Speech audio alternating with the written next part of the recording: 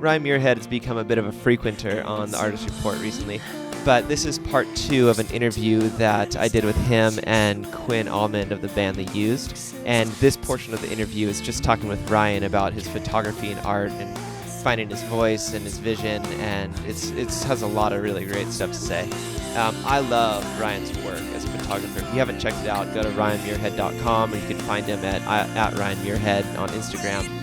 But his use of shadows and his area, basically the dark to the light areas, is just stunning to me. Love this interview. I hope you do too. I am Braden Flynn, and this is the Artist Report.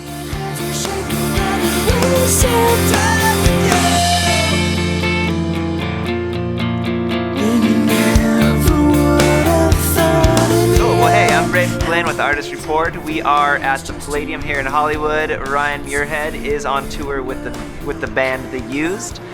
They've got their album coming out, and you've been touring with them. So we just sat down with one of the guys from the band, Quinn, and we're just talking about that relationship. But this portion of the interview, I really want to hear just more about what you've been doing artistically, what you've been doing photographically. We chatted a bit already at WPPI. A little bit about personal work, but just what is going on with you as a morphine traveling artist? Gosh, that's a good question. There is a ton going on right now. I just came back from Spain and Paris teaching over there. I'm on tour with the Used right now. I'm moving to Portland in 2 weeks. I'm hoping to work on a humanitarian project with my friend Parker Fitzgerald. I'm teaching in Mexico. I'm going back to Spain, teaching in Morocco this year. Going to Italy to help Tanya Lippert shoot a wedding, and then I'm going to travel through Europe. And I just launched my print project that we talked about earlier. It's only been like a week, but I've started printing. Can you talk about what that print project is and what's happening with it, what your hopes and dreams are? Just as far as the stuff I care about, like I shoot mainly film, and a lot of the reason for that is I like tactile art. I want to touch something, We've gotten to the point where just like everything dies on your phone, This is where art goes to die. And it's amazing for getting it out there. Don't get me wrong. I don't want to put it down because I've had so much exposure from it. But it's like, this is it. This is the end. That's the lyric from What's Playing right now. Just kidding. And I just wasn't okay with that anymore, It's like I don't want my photos to die there. And even if it's in some small personal effort way, I need to be doing something more. And what it was to me is, if I'm putting this out there like, hey, look, look, followers, I made this. Am I not willing to print an 8x10 of that? I was like, I should do that. I should have an ongoing printed portfolio. But then I was like, no, I want to do 2. Like, I want to at least have 2 so that I have one, and then I'll just start an Etsy store and I'll sell the one of the rest of them. And I'm keeping track of who buys them from where. And so it's going to be like, this is my work, and this sister image is with like in Jill in London, and this is with like Peter in Peru, and just to personally, tangibly connect me and other people with the art, because that's what it is to me. It's more than the pictures. It's about like the experiences and the real and the people involved in it. And I wanted to focus more on that, so I'm doing that now. Love that. And what's the response been so far? It's been really cool. I got a lot of positive feedback from it, and almost all the prints I've posted from the first 4 days of doing it have sold. So, I don't know where it's going to go, and whatever, you just got to try, Yeah. You just got to come up with what it sounds like you want to do and then try to do that. Yeah. And if it fails, then it fails, and that's not embarrassing. I've done stuff that didn't work out because I hadn't thought that through well enough, but just, I don't know, we spend too much time trying to figure out what we should be doing and not enough time listening to what we know we want to be doing. Yeah, and I guess where's that been for you in terms of just, I think a lot of us as photographers or artists or whatever your medium is, it's like you have a period of time where you're just sort of creating work, whether it's just like documenting or just maybe it's mimicking someone else's work, or that. I guess, how did that morph for you into sort of where you are now and which is probably still morphing? And it always will. Totally. But and I love that question, because that's something that actually is starting to really matter to me, because I got into art to get away from where I was, and then now I'm here, and I'm trying to just readjust my mentality a little bit, because like I'm sure a lot of other artists or a lot of other people or a lot of Americans or whatever, I think we've gotten in this like winning mentality, you know, like this is what I have to do to be okay. This is where I have to be. This is how much money I have to make. This is what publication I need to be in. This is how famous I need to be. And honestly, like hanging out with the Used has helped me like learn this new lesson of like, it doesn't work. You know, they're not like, hey, we sold this many million albums and now we headline shows and we're perfectly settled human beings, you know, like we don't, you know, it's like, no, you're always gonna be there. So I'm trying to get out of the mentality of achieving and winning my way into happiness and more like, stuff's happening, like be there for it. You know, you're on tour, be here. You're home alone editing, be there. Like just, because so much, like this came about because I was doing shots for a beauty makeup school. And I did not want to be doing that, and it was hurting, you know, like, this isn't what you care about. And instead of like, well, that was the wrong thing and this is the right thing, I met Danielle, like one of my best friends of the whole world. She was the teacher of that class. She was dating Brandon, who was the drummer of the Used, who put me here. And if I had never said, yes, I'll go do this thing I didn't want to do in a place I wouldn't want to be, the impetus for being where I would want to have been didn't happen. So I keep trying to look back at those experiences and be like, when it's not exactly how you want it to be, maybe you're just surrounded in the circumstances that is going to lead to how you do want it to be. So quit trying to fix it and do a good job of being where you are. That's great. Yeah, because how much with the social world that we live in is it's so easy to be just really wanting, you're looking at everyone else's work, you're looking at what everyone else is doing. I'm watching you travel Europe, I'm watching you travel with bands. You know, it's like you're able to see what everyone else is doing, and it's easy to put yourself in a place where you're feeling like you're not doing enough. Like I never, like I'm doing a lot, I know it, but I never feel like I'm doing enough, which my wife then gets on me for, because she's like, why can you never be satisfied? It's like, I never feel like that element of being able to get to a place where you feel like you've arrived. Arrived, a ribbon. We have got to, that's like a t-shirt brand. A ribbon, Braden and Ryan present. That'll have like a hawk on it. Okay, good, we're recording that, we'll remember. Yeah. You know, but that element of, like, I think hanging with the band, like, the Used has made it. You know, they have, it's, you know, it's been since 1:30 this afternoon. There's a line of fans waiting out in front of the building right now for a show Used isn't going on until like 10, 11 p.m. So they made it, but like to then sort of get to hang out with them, be like, that's not what it's about, you know? And you, I think you strive, and people think that that's what it's about, but that's a false reality of happiness, right? And I mean, I kind of said that, but it's been able to teach me so much to see the hero worship they get, and that I have personally given them, you know, from a distance. And it's not that I don't regret that or anything, but just to add that perspective of no, at any circumstance, it's still just groups of people with hopes and dreams and fears and flaws and talents and work.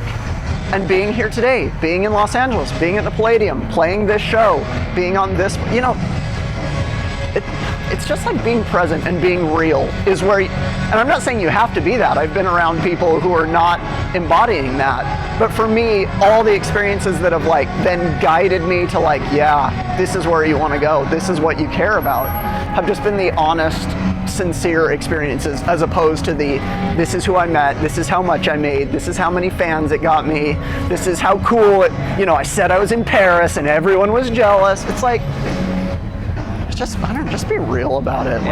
Like, I just don't want to impress anybody anymore. I want to do good work, and I want people to love it, and I want to follow my dreams, and if that's like, lets people know they can do that, that's amazing. But I want that to be what happens, not what I'm focused on doing. I just want to have meaningful, personal experiences with people and artists that I care about and will help me to grow. That's all I'm after right now. Yeah. What are things that you feel like you've shifted in your personality, or just like your way of doing things, to be more present in life, or just whatever, being able to be present in what you're doing? Treating social media like groups of people and not groups of numbers.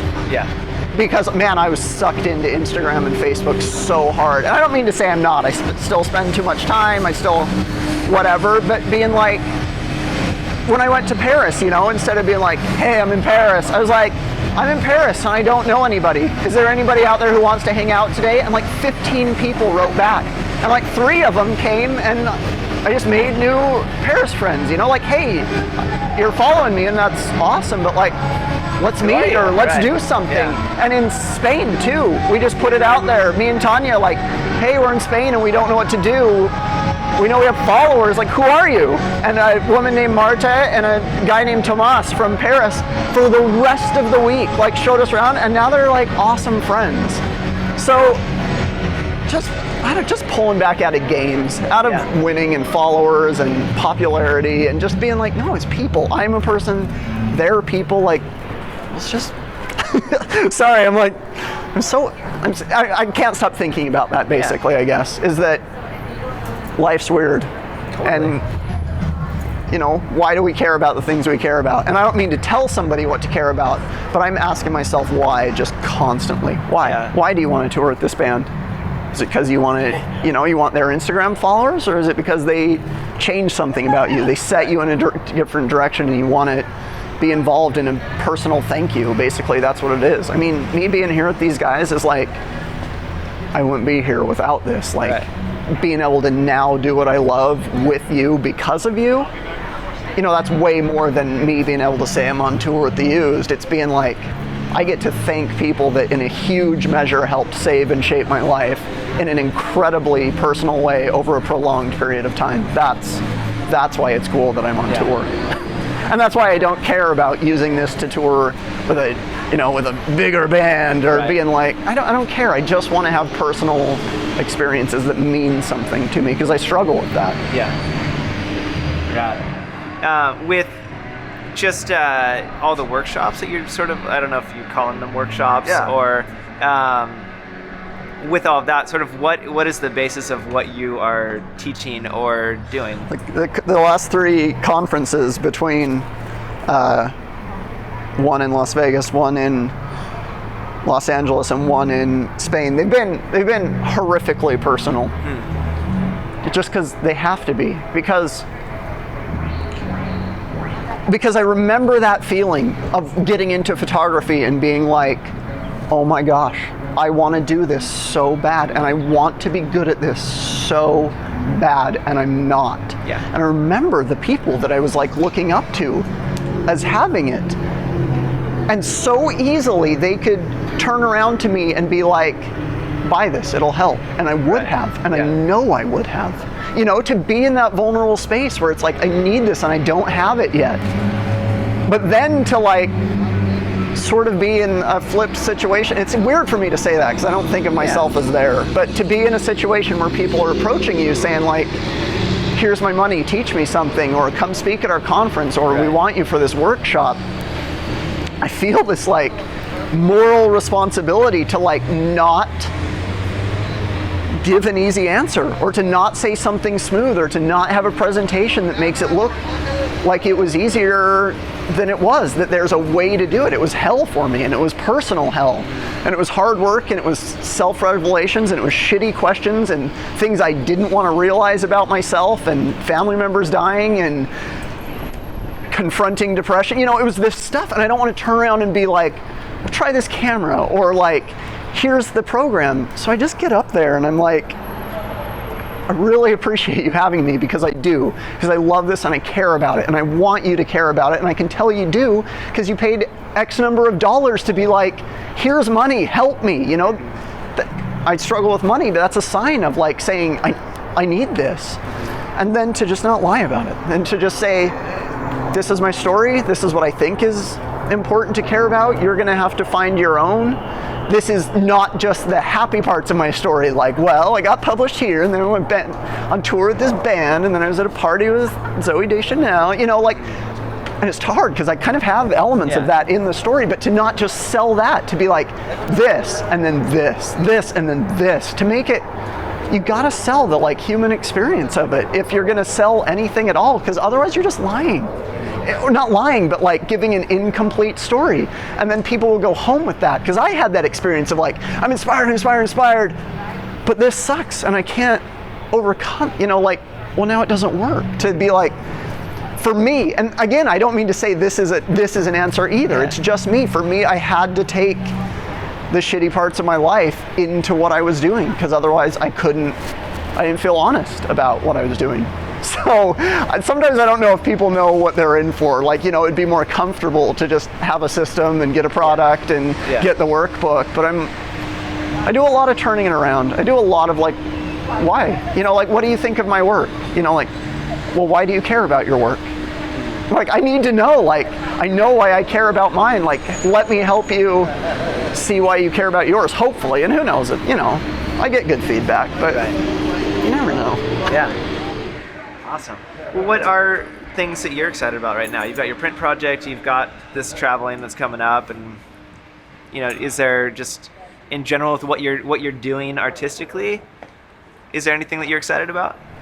I don't know if it's a specific event, but I'm excited. This is like cheesy, but honestly, I'm excited about believing that when you're following something that you care about really, really deeply, watching the elements of your life that come into play, because it's been unreal for me. Once I got to that low level where I was like, this is it. This is why you care. This is why you can't stop doing it. And once I instead of oh, okay, now I know. Once I stayed in that space, meeting the used, photography projects that changed my life, people that I met that helped me work in this way, companies that came out of the woodwork to be like, we know you're not making it yet.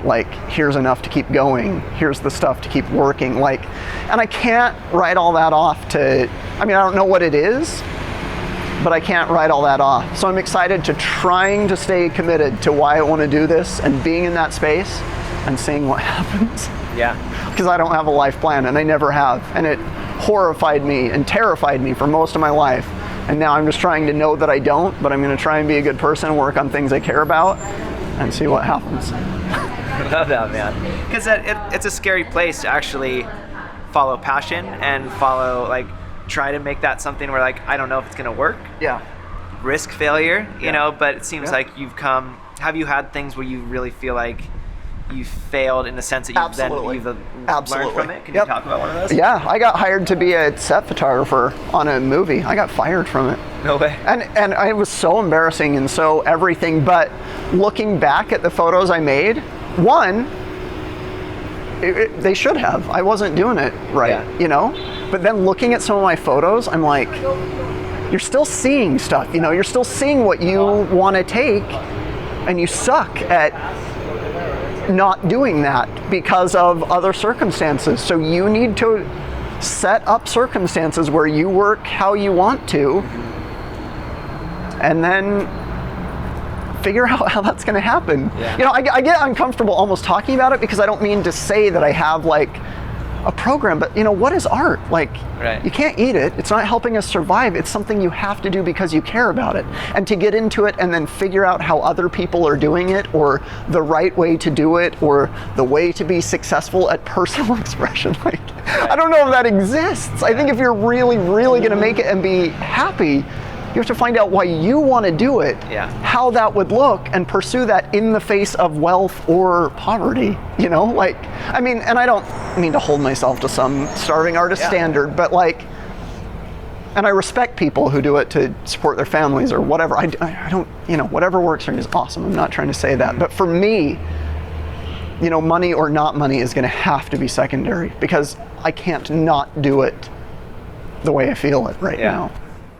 And that's hard, because I feel like most people don't know why, probably don't know why they're creating the art that they're creating. Or it gets to a point where you're working all these jobs for jobs, and then you lose yourself in that, or you lose that artistic thing that actually, it becomes a job. For these guys, touring, it's awesome, but it can become a job, So it's that element of, one, if you can actually transcribe it so you're getting paid for doing what you're passionate about, right?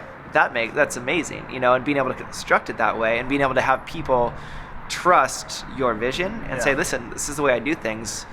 You give me your stuff, I'm going to shoot it this way, and it's going to come out the way that I shoot it.